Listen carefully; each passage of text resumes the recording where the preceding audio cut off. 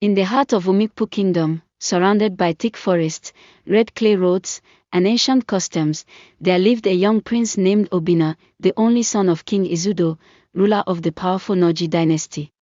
From a young age, Obina was taught the laws of the land, trained in warfare, and fed with dreams of marrying royalty. Yet, he had a heart unlike that of most nobles, gentle, curious, and full of wonder for the simple life of the common people. One day, during the New Yam festival, Prince Obina escaped the palace, disguised in a simple wrapper, with no royal beads or guards following him. He wandered into the village square where villagers danced, drank palm wine, and celebrated the harvest. That was when he saw her. A young girl, barefooted, with rough hands and the most captivating smile he had ever seen, balanced a gourd of palm wine on her head, laughing as she served the elders. Her name was Amoka, daughter of a poor palm wine tapper who had passed away years ago. She had taken up her father's work to care for her blind mother and younger brother. Obina watched her with awe. She was not a princess. She wore no jewelry. Yet, she glowed like the sun had kissed her soul. That night, Obina could not sleep. His mind replayed Amoka's voice, her laughter, her humility. He returned the next day and the day after, each time pretending to be a visitor from another village. Amoka grew fond of the mystery boy who never bought palm wine with money but always helped her wash the gourds and clean the calabash plates. They spent weeks together, talking under moonlight, walking the forest paths, singing old village songs. Obina fell deeply in love. But a prince could not marry a palm wine girl. Word began to spread in the palace that the prince was acting strangely, sneaking out, refusing to meet royal maidens, and even rejecting a proposed engagement to Princess Urena of Isiokpo. One morning, while Amoka was tapping wine on a tall palm tree, Obina stood beneath the tree and finally confessed his identity. Amoka. I am Prince Obina, son of Izudo. Amoka nearly fell from the tree. Her eyes widened in disbelief. You're the prince. Obina nodded slowly, holding her calloused hand. She stepped back. You lied to me all this while? I never lied about my heart, he whispered. Everything else was a mask. But this, it's real. Amoka cried. Not because she didn't love him, but because she knew love between a prince and a poor girl was never easy. Soon, the news reached the palace. King Izudo was furious. A palm wine girl. From a family of no title. You disgrace your ancestors. Obina stood firm. I love her, father. I will not marry anyone else.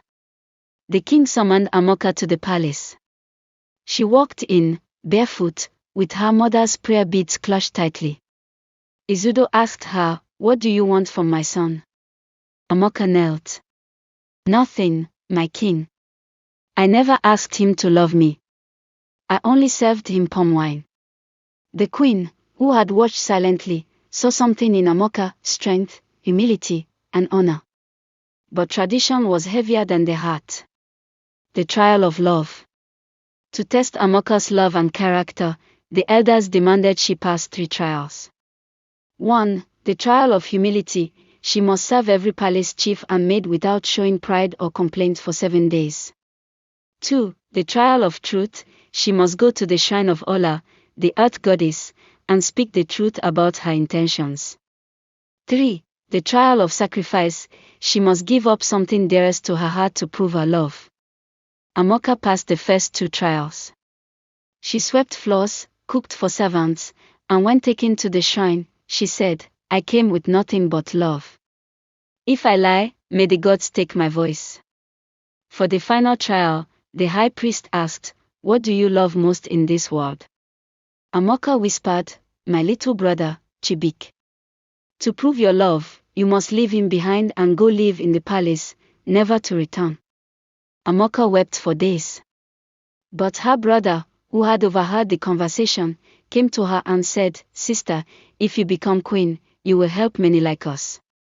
Go. With a heavy heart, she agreed. Part 4, The People's Queen. On the day of her final trial success, Amoka was bathed, adorned in royal wrappers, and led to the prince. The villagers cheered, some shocked, others inspired. Even King Izudo, though stiff and unyielding at first, softened when he saw how the people loved her. Perhaps, he said, this girl is not a curse to the crown, but a blessing. Amoka and Obina were married under the full moon. The boy who desired simplicity and the girl who poured palm wine for strangers became king and queen in the hearts of the people. As queen, Amoka built a free school for poor children, trained women in trades, and made sure no family was ever too poor to be seen by the palace. Obina stood beside her, proud and full of joy. Their love broke traditions, yes, but it also built a new one, that the heart of a person matters more than the weight of their name.